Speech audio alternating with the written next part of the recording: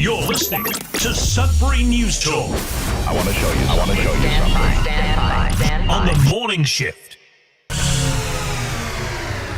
Anything Could happen. Sudbury News Talk on the morning shift.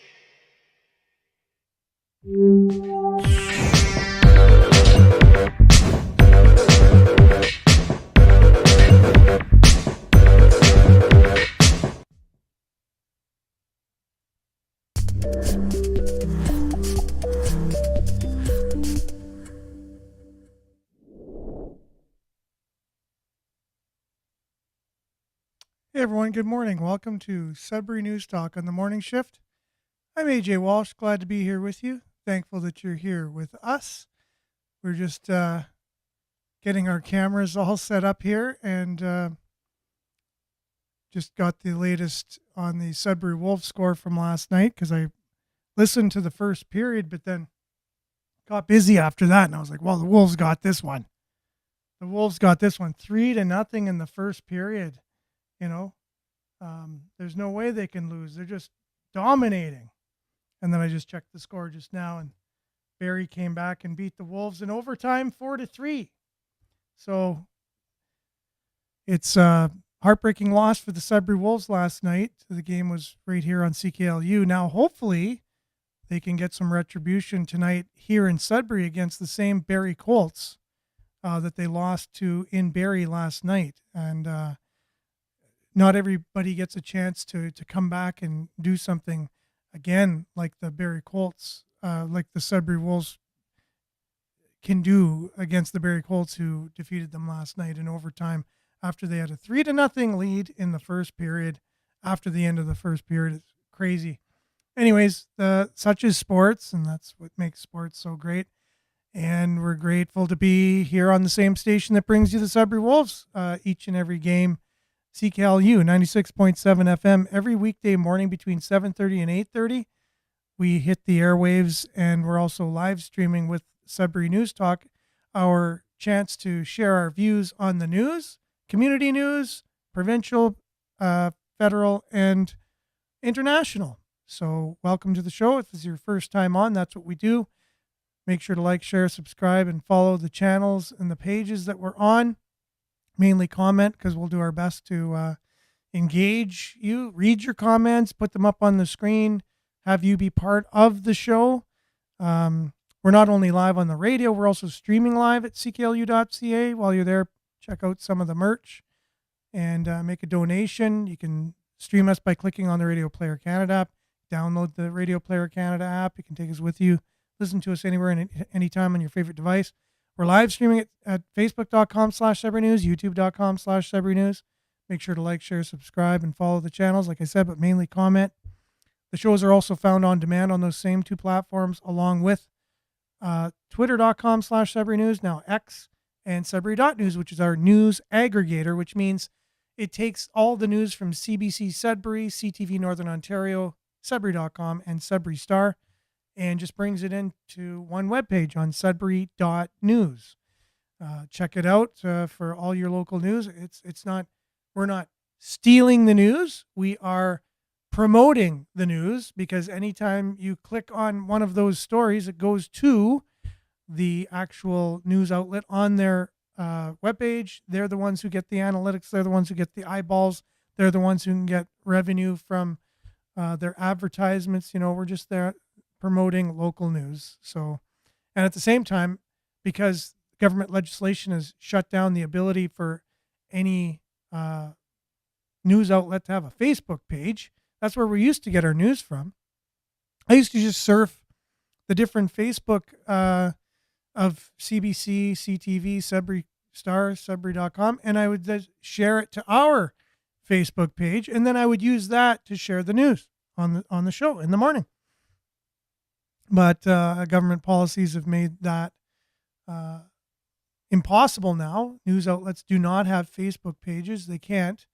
Even communist countries, or news outlets have Facebook pages, but in our country they don't. Go figure, whatever that means. So we have Sudbury.news as an answer to that, so people can have a convenient location to go get their news, local news that is.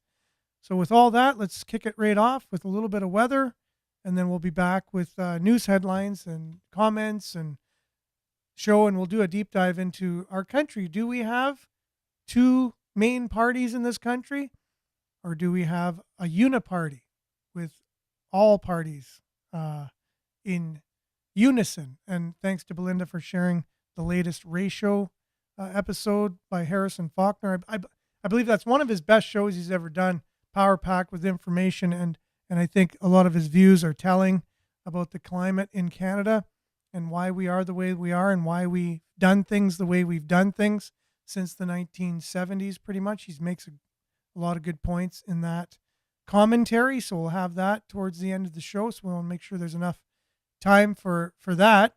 But let's dive in with a little bit of weather. We'll be right back right after this.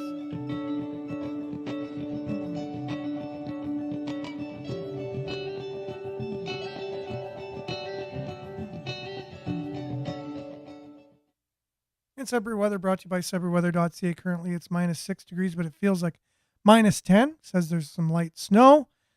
Today, mainly cloudy with a 60% chance of flurries. Wind up to 15 kilometers per hour. The wind chill, the high will be -3 today. The wind chill -10 this morning, -5 this afternoon. Tonight, partly cloudy, 30% chance of flurries early this evening. And low will be -7, wind chill near -10. Saturday. Mix of sun and cloud, 40% chance of flurries in the afternoon, and the high of -1, wind chill near -8. So look at your long range. Again, 40% chance, 30% chance, 30. So just imagine 30% chance all across the board, except for next Tuesday, but 30% chance of flurries every day. Saturday, -1. Sunday, -3. Monday, -2. Tuesday is the only day they don't say there's a chance of any precipitation. -6 and cloudy. And then -6 on Wednesday, -6 on Thursday. So every day except for Tuesday, 30% chance of precipitation. But again, that means 70% chance that there won't be precipitation like yesterday. There was a lot of sun yesterday in Sudbury. And I'm thinking there's a good chance we can escape the next week or so without a lot of snow. There's a chance of that, right? But there's a chance it could snow as well. Just be prepared. Satellite as of 5 a.m. this morning. Again, just swirling clouds everywhere you can see. Around all the way to the United States, all the way up to James Bay, Quebec, out west. There's just clouds everywhere. So there you go. That's your forecast, and we're sticking to it. Brought to you by SudburyWeather.ca, but brought to you by Environment Canada. So we'll be back with news headlines, your comments, and more right after this.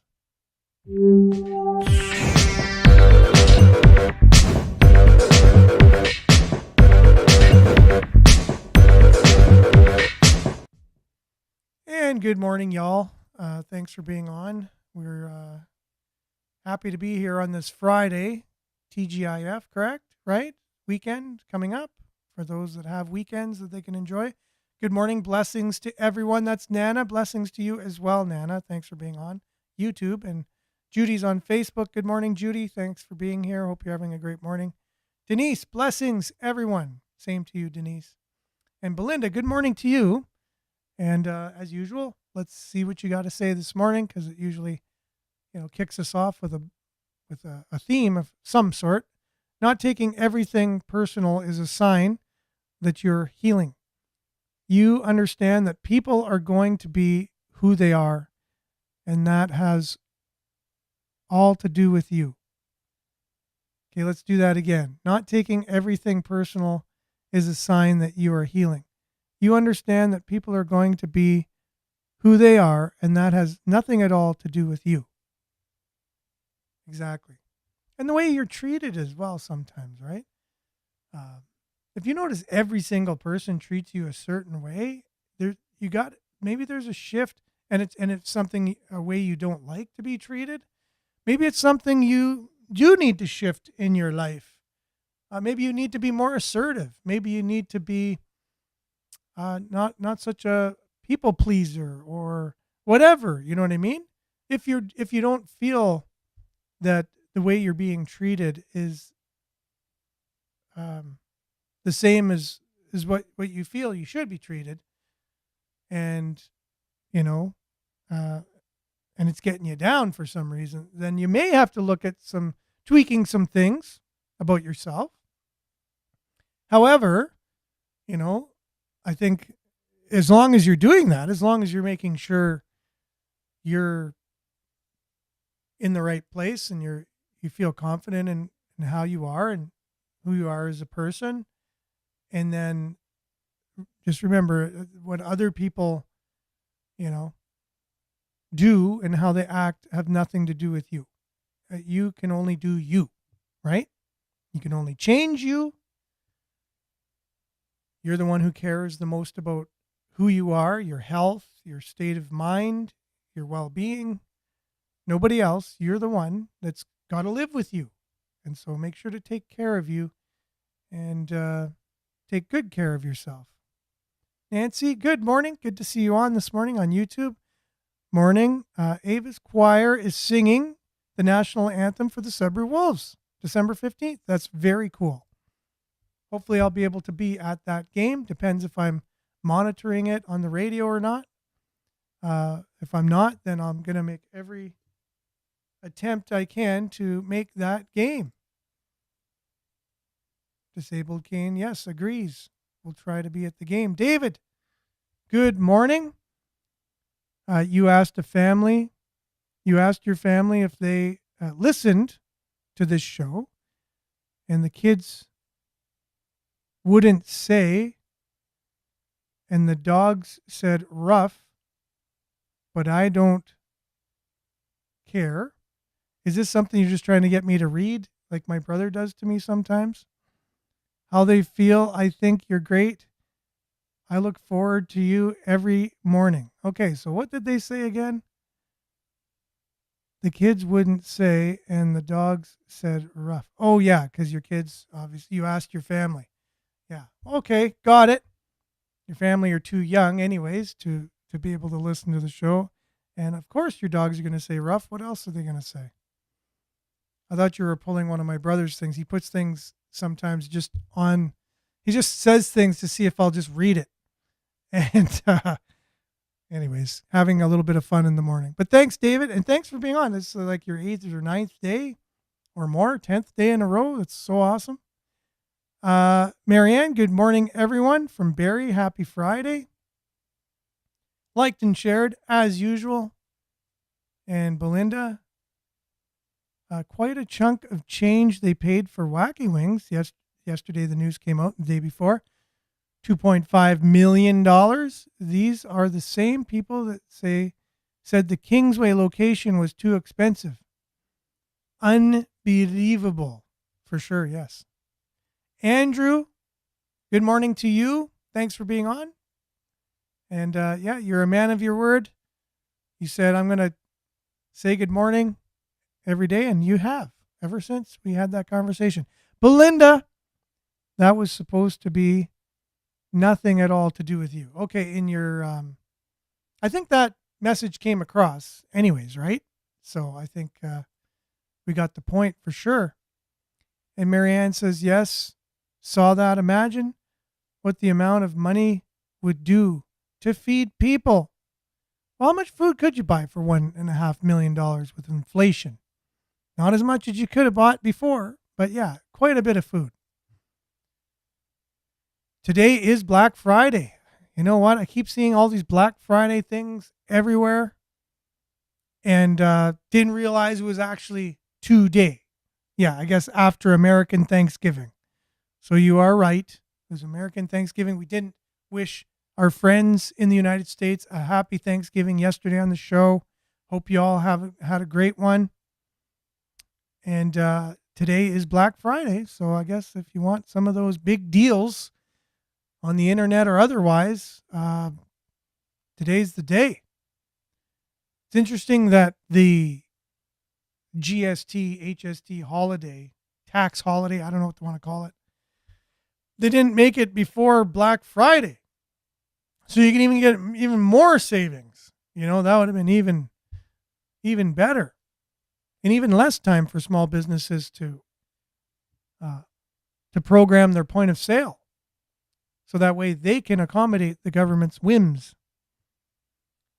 So anyways, yeah. So Diane, thanks for being on. I hope you are having a great morning. Thanks for being with us. And Pat, good morning, y'all. Smiley emoji. And same to you, Monique, with a smiley emoji. Good morning, Sudbury. Good morning, Monique. Good morning, Sudbury Patriots. Brian's on. I don't know what it is about Fridays, but we're usually at around 20 people or so. 15 to 20. But it's about 9 to 15 on a Friday for some reason. I guess just less people come on the show. I guess they're busier on Fridays. Maybe got Fridays off.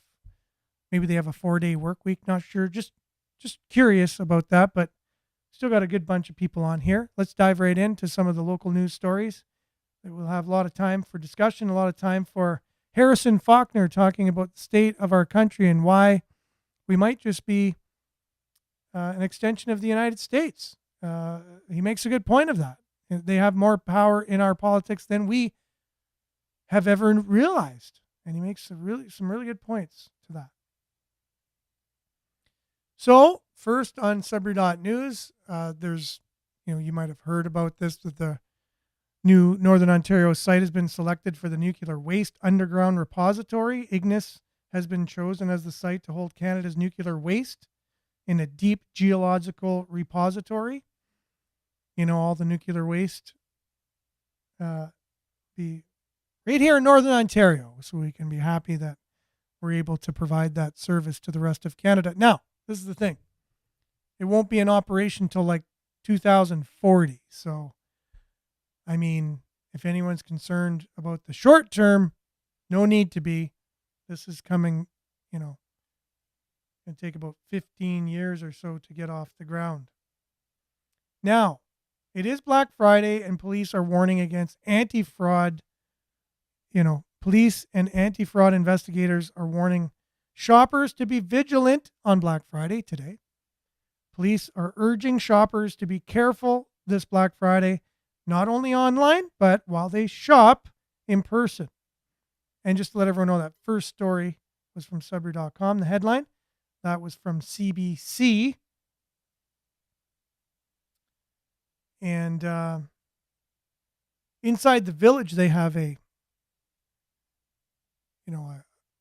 live stream podcast type thing. Village media called Inside the Village. And I guess the last one was about the GST holiday.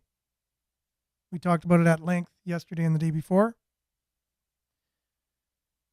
And they're saying not everyone's excited, right? And why is that? Same reason that we've been talking about. This week on the podcast, Trudeau government wants to help ease your pain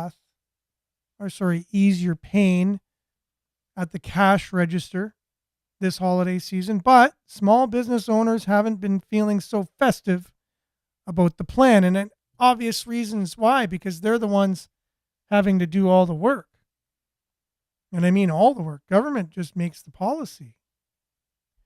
Then small businesses they're the government's, basically the bookkeepers of the government. They have to do all the work when they process taxes for the government.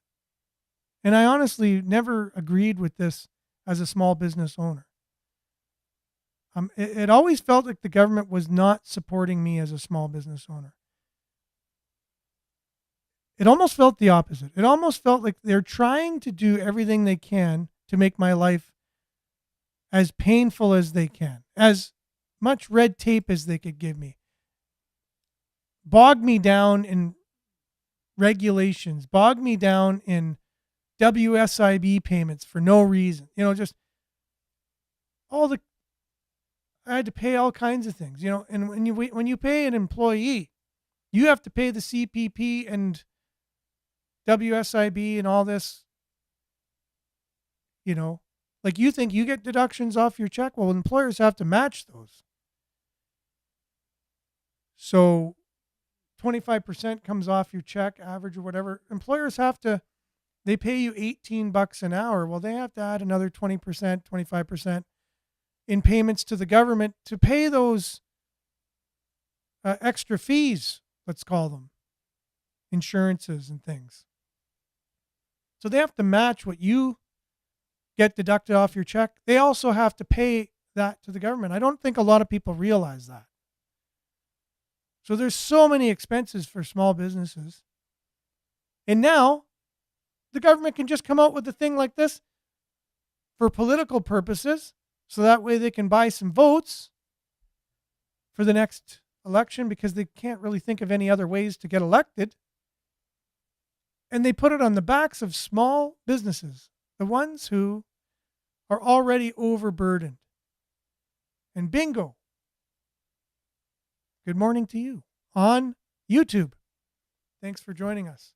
And bingo, this means more businesses that are just basically teetering, especially after the pandemic, put a lot of businesses, small businesses out of business, but for some reason, Walmart and Costco were okay to go into. And Amazon obviously had record profits. But small businesses, the ones that we've been told, and I know are true, are the backbone of the Canadian economy, are the ones now that are trying to ramp up for the holiday season already. It's hard to find people to hire, extra people that are only going to come in for the Christmas season and don't need to be full-time or whatever, and just have them there to help. And now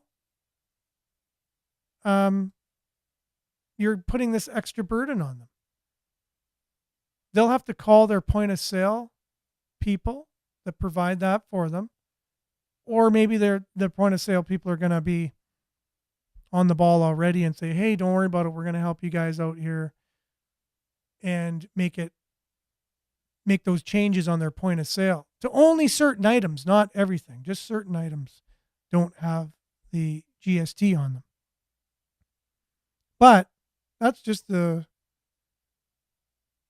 tip of the iceberg. Then they have to do the books on this. Like they have to have their bookkeeping. A lot of them, if they do their own bookkeeping, they have to, what about these softwares they use, like Simply Accounting or Intuit or whatever it's called.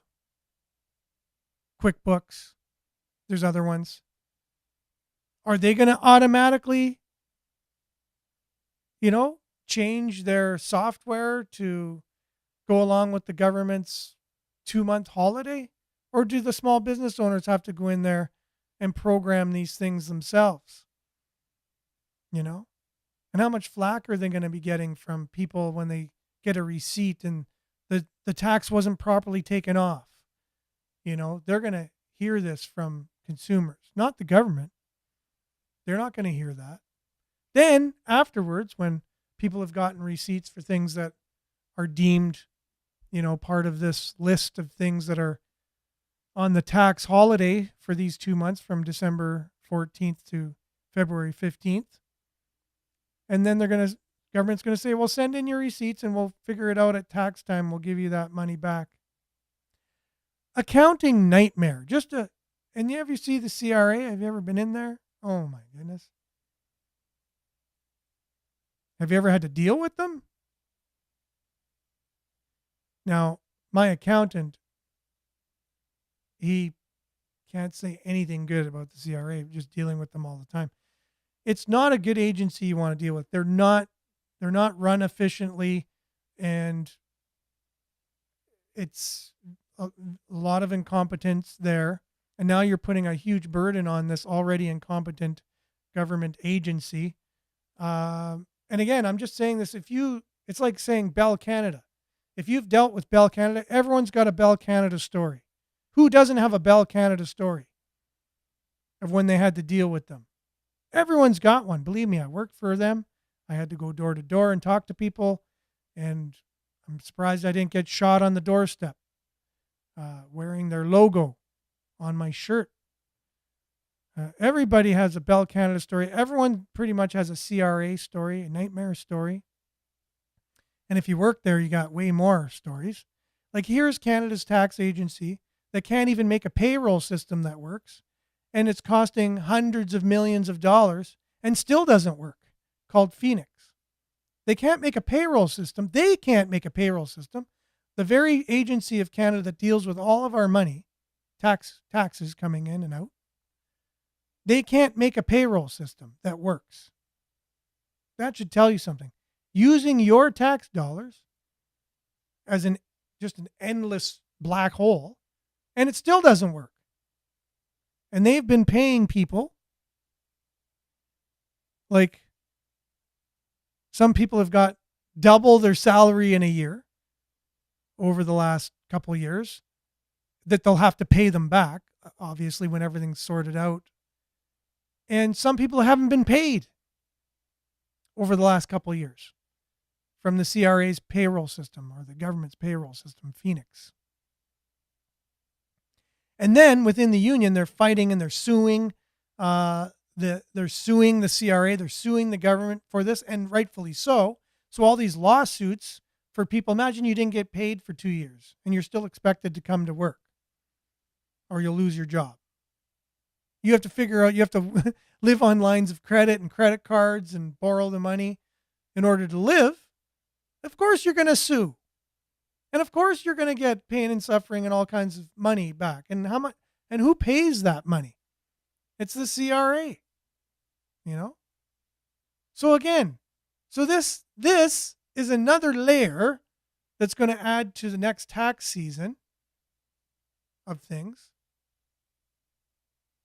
And I just got audited myself just recently because I pay large donations to the church I belong to. It's tithing, so they can't understand that someone would pay 10% of their income, you know, year after year. And some years I have too many donations that it has to carry forward. So it carries forward. And they come back and they couldn't understand. That's when my accountant's pulling out his hair.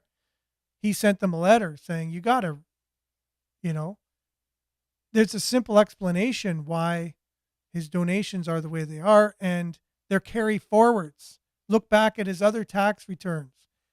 So they did a quick assessment. It took 5 days for them to reassess my taxes, send me the bill, say if I don't pay it in 2 weeks, they're going to, you know, it's $1,500 or something. If I don't pay it in 2 weeks, they're going to put a ton of interest on it. But we sent them the letter explaining exactly the situation and that, no, I don't owe that money. It's carry forwards for my charitable contributions. But crickets, they're putting interest on what they said I owed them now. And we haven't heard anything back. Can't get a hold of them or nothing. So this is the incompetent agency that's going to be handling this schmozzle that they're making this holiday. And it's in 2 years as well. It's in 2024 and 2025 tax season. You're going to have half a month in 2024. And a lot of people might not have had their, you know, whatever dealt with yet, their point of sales. And there's going to be all kinds of people sending in these receipts. And they're buying more things in December than any other month for Christmas. So there's going to be tons of receipts of people that bought things that the tax weren't properly taken off. So it's going to be in this tax year, and then it's going to be in the next tax year as well, as it goes to February the 15th. So good luck there. I'm going to go back on the show in tax season and play this and say, this is what I said even before it happened. Just like I did with the pandemic. I said, this is going to be the worst thing if we shut down this country. It's better to just not shut it down, go through whatever this is, this virus, just get through it and we'll be fine. Don't shut the country down. By shutting the country down, you're going to kill the economy. It's going to be worse for the country than the pandemic is. I said that. It was my last show I had. I said, this is the most ridiculous thing. And it was. You know, and it'll be the same thing here. What a ridiculous, bogus. You know, when Pierre Poilievre was saying wacko, I don't think there's another word that can describe some of the things that we're seeing coming out of Ottawa. And it isn't just limited to the one party, by the way. It isn't just limited to the one party, as we'll see coming up a little bit later here. Okay, that's my rant for today, and I'm done. City politics again. Council okays $25 million in College Street Underpass project.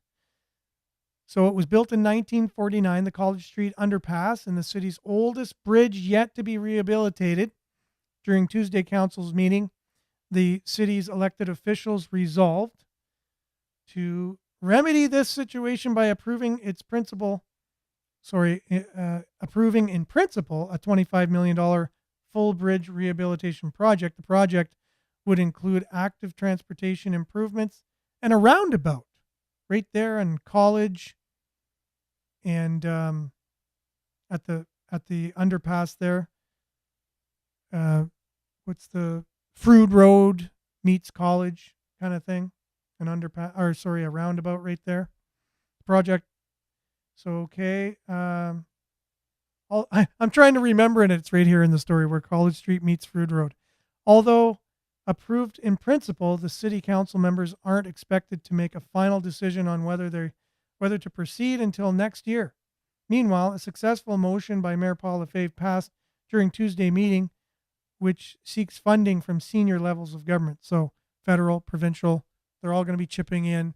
That is one old bridge, and I can't say that I don't think when I'm driving under it the odd time, is this the time it's going to come down? You see all the cracks and the rust and everything.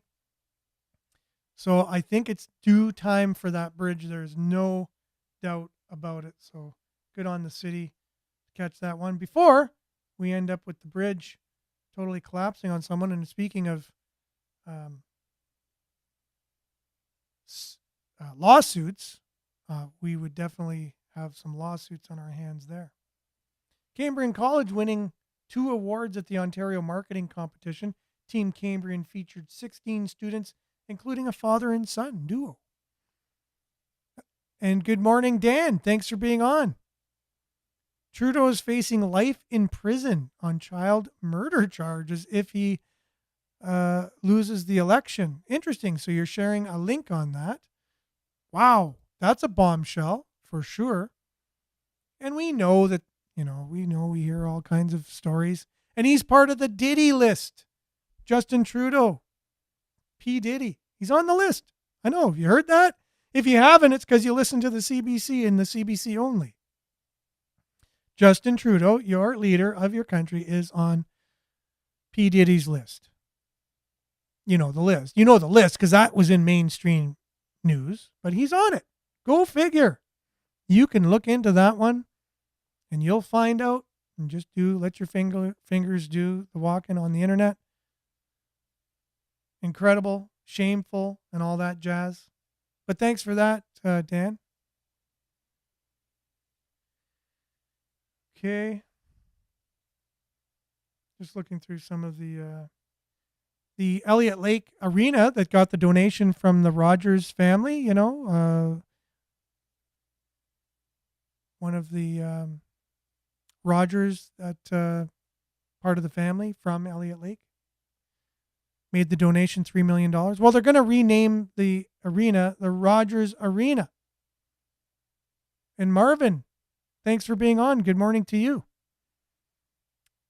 Whenever I see people that are new on the show, or the first time I've seen, you might not be new on the show, but it might be one of the first times that you're commenting, definitely give you a morning shout out. Just great to see you guys on. And thanks for being with us. And thanks for commenting, because it's basically a conversation every morning. We get together like friends at a coffee shop, have a chat about what's going on in the world, share our views, share different information, links to different sites that we might not have known about. Everyone's learning, trying to get our morning off on a good note type of thing. And with that, let's dive right into the state of the Harrison Faulkner. He went down to Central America. He's from True North News. He has his own show called Ray Showed. went down to Central America, El Salvador, where they really kind of cleaned things up.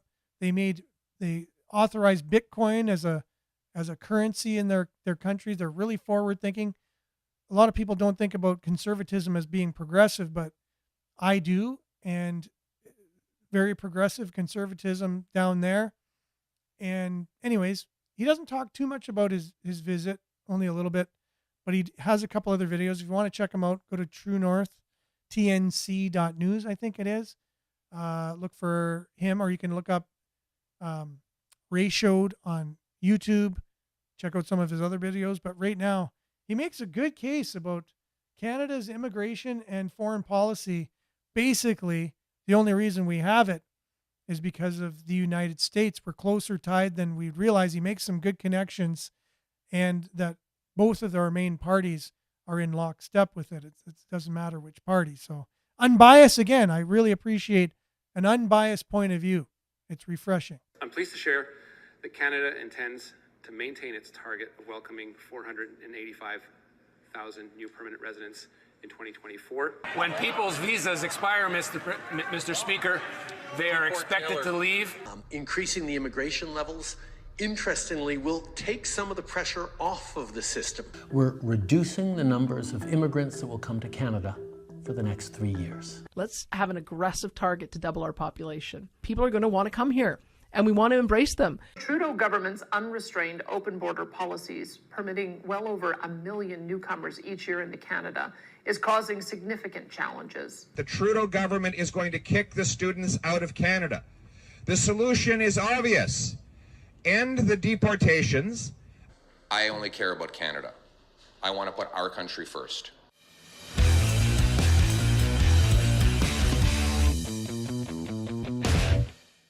If any of you want to know who really make the decisions in Canada and who really pulls the strings in our country, after this week, it should be pretty clear. I'll give you a hint. It's not anyone you could vote for. You see, there's a reason why when it comes to immigration, foreign policy, and trade, there is absolutely no difference between the Liberals and the Conservatives in this country. That's because our elected leaders in this country take their marching orders from the United States, and they have been for a very long time now. Remarkably, after Donald Trump got elected again, Justin Trudeau, after years of open borders mass immigration, a complete experiment in this country that has had terrible results, now decided to start advocating for net zero immigration. Between the amount of people coming and going, we'll effectively pause population growth for the next 2 years. A stronger position on immigration than the Conservatives, and even crazier, the Liberals are now mocking the Conservatives for protesting against deportations and being soft on immigration. They are expected to leave. If they are not, they will be removed. At the same time, the leader of the opposition is walking around with a member of Edmonton Millwoods promising not to deport people. And after Donald Trump levied a 25% tariff threat on all Canadian imports into the United States, Pierre Poilievre shows up out of nowhere talking about Canada first. I only care about Canada.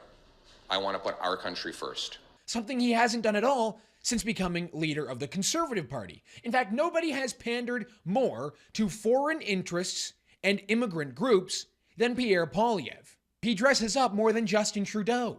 But now he is Canada first and Canada only. When Justin Trudeau was speed-running this country into a suicide mission through mass immigration, Pierre Poilievre wanted faster immigration.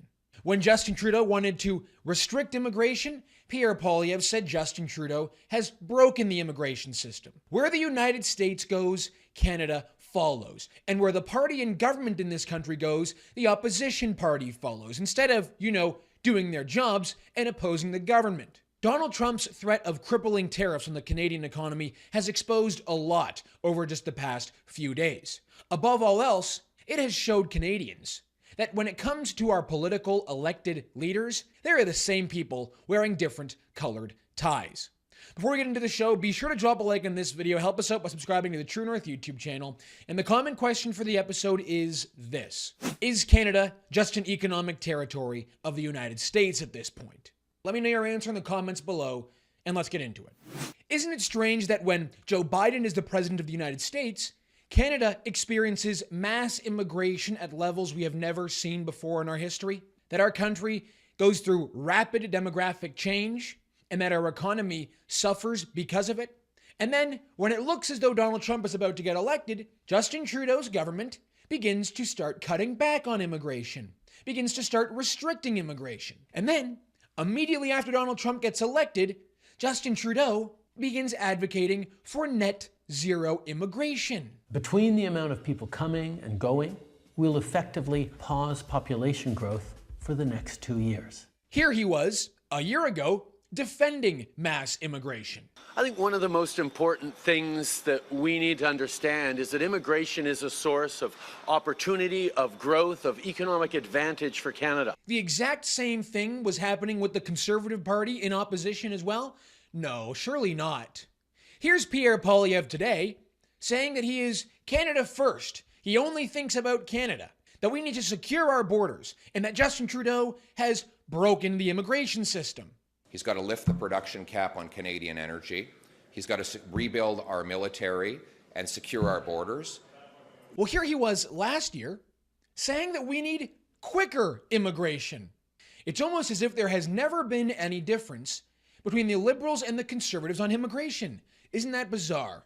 Oh, it's the same at the provincial level, too. Here is Danielle Smith, not even a year ago, just about 6 months ago, saying she wants Alberta to double the population. That's why I've said, let's have an aggressive target to double our population. Here she is today, saying that we need to secure our border and get a grip on immigration. Trudeau government's unrestrained open border policies, permitting well over 1 million newcomers each year into Canada, is causing significant challenges. In 2022, Doug Ford wanted more immigrants in Ontario. He wanted more. Today, he wants us to control our border. Pierre Poilievre, in response to Donald Trump's threat of tariffs, said that the government needs to get serious about their plan to deport illegals in this country, which is funny because in 2022, Pierre Poilievre, along with other members of his Conservative caucus, was going around to Indian student protests and chanting, "Stop the deportations." The Trudeau government is going to kick the students out of Canada. The solution is obvious. End the deportations, allow everyone who applied honestly but who was defrauded to continue to keep their work or study permit, and allow them to apply just like everyone else to become permanent residents. So back in 2022, when our border was as open as it had ever been, immigration, according to the Conservative Party, wasn't fast enough, and we needed to stop the deportations. Today, Justin Trudeau broke the immigration system. We need to be prepared to deport illegals. And today, the Liberals are now undercutting the Conservatives on immigration and saying that, in fact, Pierre Poilievre is soft on immigration and was against deportations. Pierre Poilievre wasn't being honest and upfront with Canadians on immigration, wasn't giving us an opposition to the worst immigration we've ever seen in this country until Justin Trudeau and Mark Miller began to cut back on the system. How about foreign policy? You think there's any difference between the Conservatives and the Liberals on foreign policy? On our position regarding foreign aid? On our position regarding Israel and Gaza and Ukraine? Here's a hint, there is no difference. In fact, just like mass immigration, right now the Conservatives are demanding that the Liberals do more, send more of your money away to this foreign conflict. Just like they were telling Liberals to do more on mass immigration. When that issue eventually changes, which I bet you will be in a few weeks with Donald Trump coming into office, the Liberals are going to change and the Conservatives are going to say, "You're dragging us into World War III. There is basically no difference between the Liberals and the Conservatives on immigration and foreign policy. Oh, and don't just think that we are alone in this situation when it comes to our political establishment being identical to one another. Because the situation in the UK is the same. UK Prime Minister Keir Starmer has held a press conference accusing the previous Conservative government of running an experimental open borders immigration scheme. He's attacking the previous Conservatives for being way too liberal on immigration. The Labour Prime Minister is now talking like Enoch Powell. Policies were reformed deliberately to liberalise immigration. Brexit was used for that purpose, to turn Britain into a one-nation experiment in open borders. And the new UK Tory leader, Kemi Badenoch, who was in government for this mass immigration experiment, is now talking as though she had no responsibility whatsoever in that issue, and they're now advocating for remigration. The Conservatives are going to develop a detailed plan for immigration to put before you at the next election. Not the policies of Labour, which are going to fail, but a real plan that will, for the first time in 30 years, actually bring immigration right down. Now let's look at this situation of Donald Trump threatening 25% tariffs on the Mexicans and Canadians alike over the same issue of illegal immigration and of drugs. We have been talking about this issue on Ratioed for a very long time now. Our border with the United States is wide open. This is a major situation. There are known terrorists using Canada as a launch pad to get into the United States. Canada, with fentanyl super labs, is now an exporter of fentanyl into the United States and to our allies. Our country, through Justin Trudeau's immigration plan, which received no opposition from the media or from the political establishment, has now become a playground for foreign spies, gangsters, and terrorists. So yes, this is a major issue, and the Americans have every right to tell us to get it under control. And if we do get it under control, that will be a great thing for all Canadians. But Donald Trump has levied the same tariff on Canada as he has on Mexico for drugs and illegal immigration, which is completely absurd. The Mexicans are the ones creating the drugs, selling the drugs, and smuggling millions of people into the United States. Now, what's even stranger about this is Mexico's new president, Claudia Sheinbaum, has the audacity to blame American fentanyl overdose victims for the fentanyl crisis and not the cartels for producing and selling the drugs into the United States. Blaming the victims of drug overdose for the drug crisis and not your own people for creating the problem in the first place. By the way, we just returned from El Salvador and we spoke with lots of Central American politicians. That is their new line, by the way. Is because the United States or other countries want so much drug, and we're just in the way, and people are being murdered, kidnapped, or displaced by this problem that we did not create. They are blaming Canadian drug overdose victims and American drug overdose victims for the drug crisis. It's our people's fault. It's the 40,000 Canadians that have died from fentanyl overdose. It's their fault, and not the fault of the Mexican drug cartels. Not the fault of the Chinese for manufacturing the drug precursor chemicals. And it's not the fault of any of the Central American countries that allow drugs to be funneled through from Venezuela, through their countries, and into our country. It's none of their fault, it's our people's fault. So not only has the Mexican president publicly blamed the victims of drug overdose for the drug crisis and not her own people, she's also threatened retaliatory tariffs on the United States. And yet Donald Trump yesterday came out with a tweet saying how wonderful of a conversation he had with the Mexican president.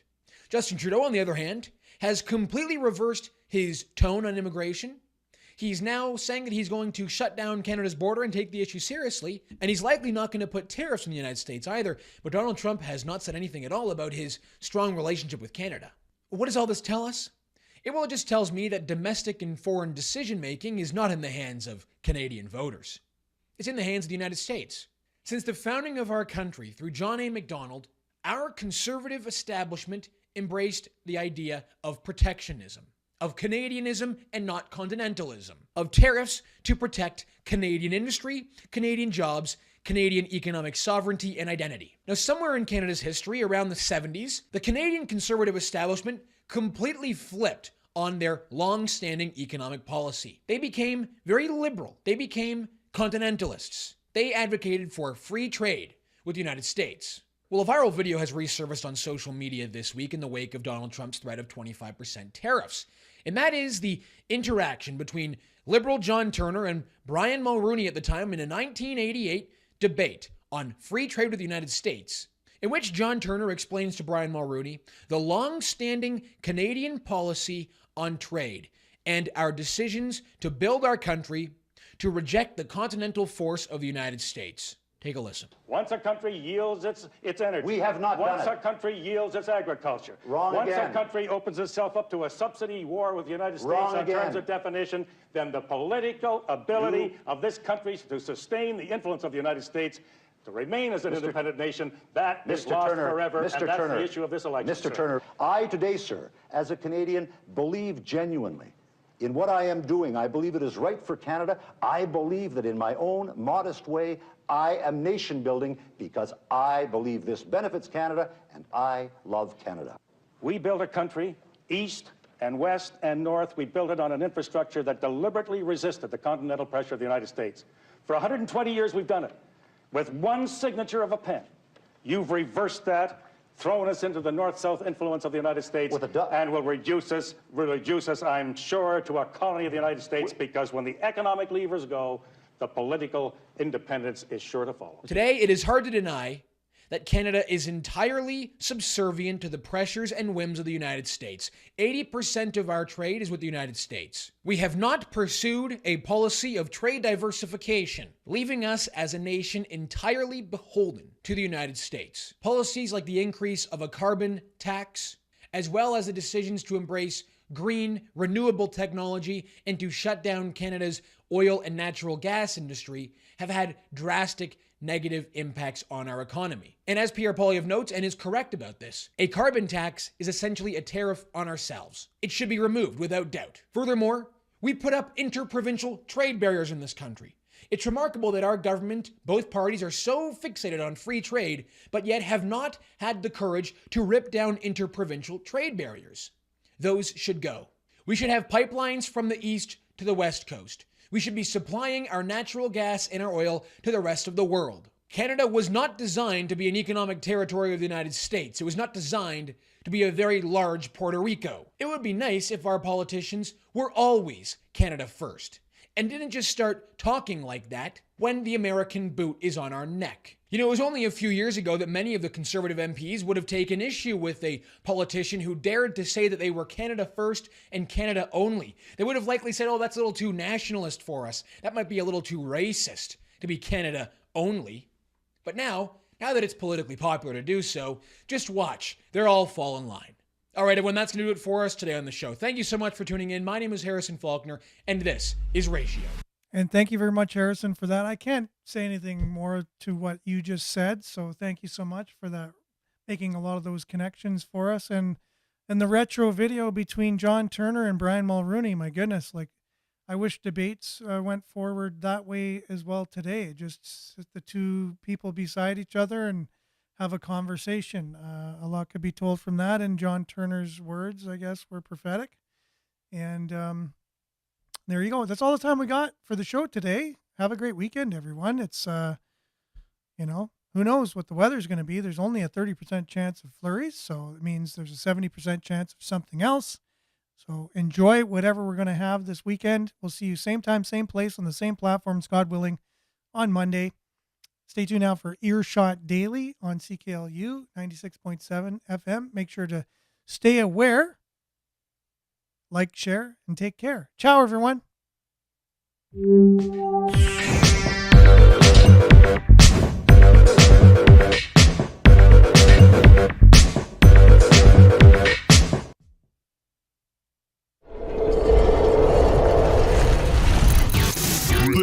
This is Sudbury News Talk on the morning shift.